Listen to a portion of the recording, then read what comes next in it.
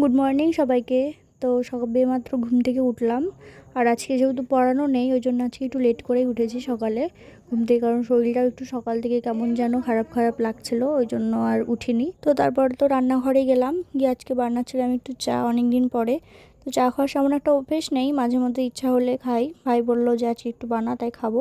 তো খেয়ে নিলাম। তারপর বাবা বাজার থেকে নিয়ে এসেছিলো মাছ। তো মা বললো এগুলো একটু পরিষ্কার করে একটু ধুয়ে দিতে, তো সেটাই করে দিলাম। মা এখন রান্না করবে, আর তারপরে আমি দিদির মেয়েকে নিয়ে একটুখানি বসেছিলাম।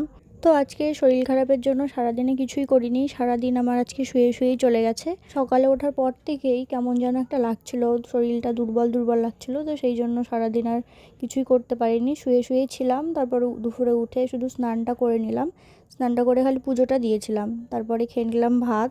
তো আজকে রান্না হয়েছিল মাছের তেল দিয়ে কিছু একটা করেছিল, আর মাছের তরকারি করেছিল।